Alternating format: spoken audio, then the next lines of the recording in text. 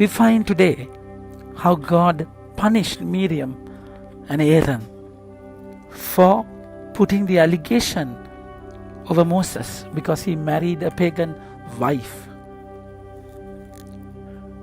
And the Lord is saying, if there is a prophet among you, I reveal myself to him in a vision and I speak to him.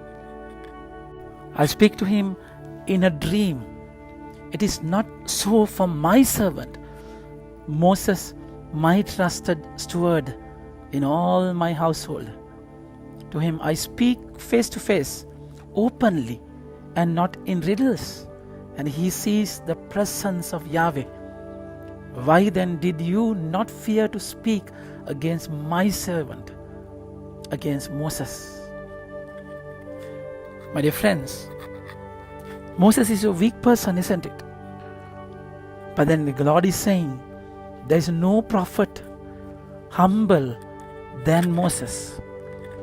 That fact of humility was amazing when you serve God. He hates the pride, loves the humble. The way he deals with us is amazing. Today we find life of Peter, fragile, weak, wavering person, not stable at all.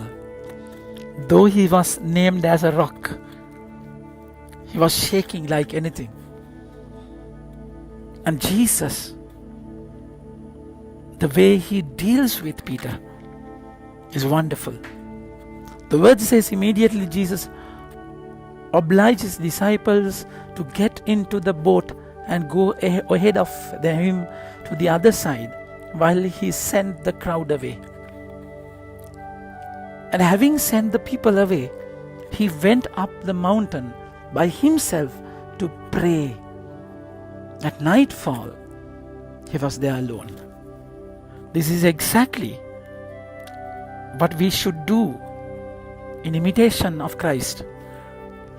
We are in the people, we are for the people, but then we have to have that time only with God. In isolation, just to speak to him. You have to steal for that time. So after praying in darkness, Jesus walks on the waters. Like Moses crossed the Red Sea, now after the multiplication of bread, Jesus is walking on the waters. So waters, normally they believed all the evil forces, devils, demons, all the dark spirits dwell in the water, dwell in the sea. So that's their understanding. So they thought all the evil forces, ghosts live there. Now Jesus is walking on the water, which means all the demonic forces, devils, demons are under his feet. The powerful presence of Yahweh, God, is there, my dear friends.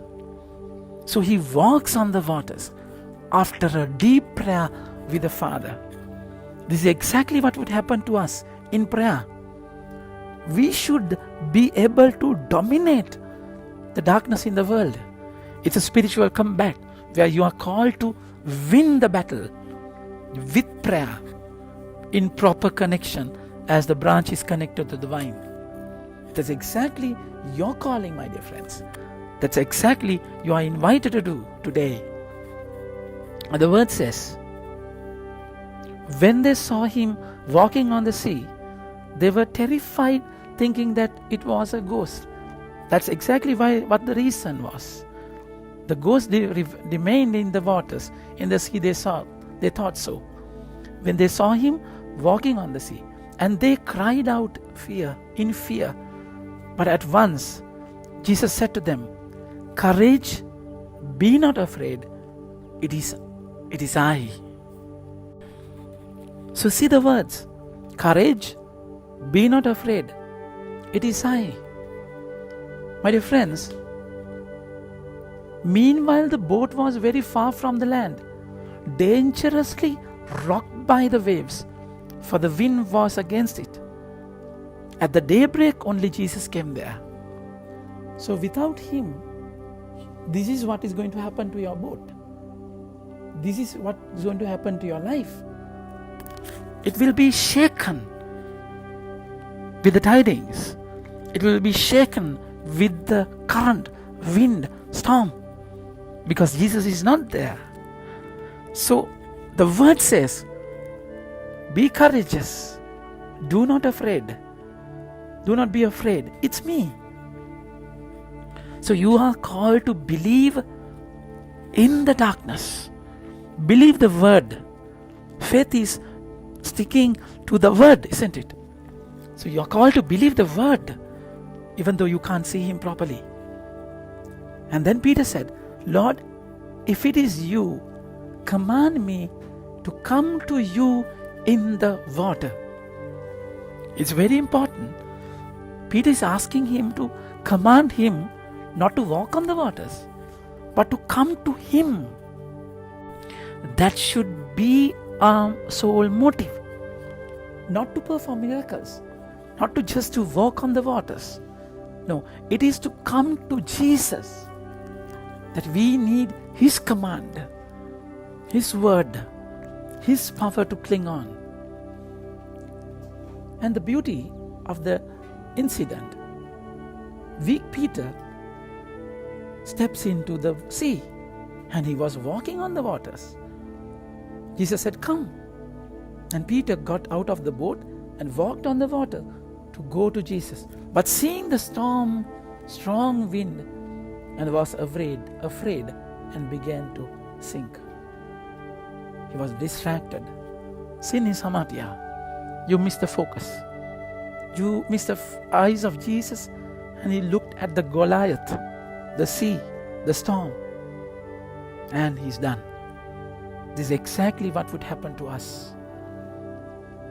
Such a weak, frail, foolish decision to look into the storm. But then immediately, Lord save me, he shouted. Immediately Jesus stretched out his hand and took hold of him, saying, man of little faith, why did you doubt? And Jesus saved him. This is Peter is someone greater than Moses, isn't it?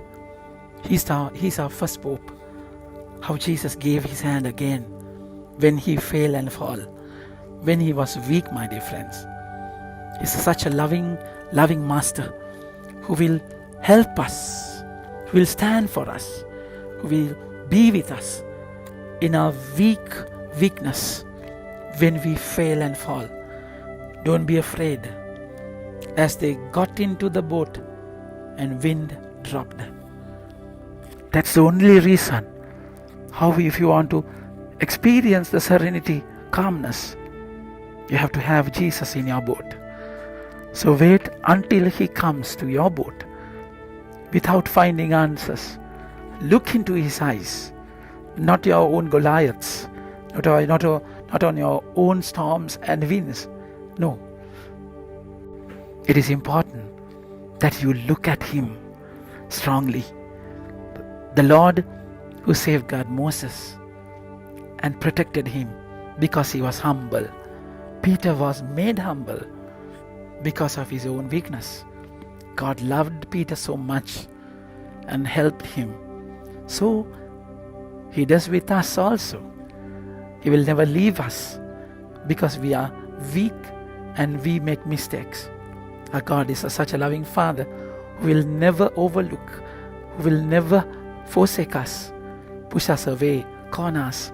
He loves us, come what may. Believe his word. Think about it. Have a nice day.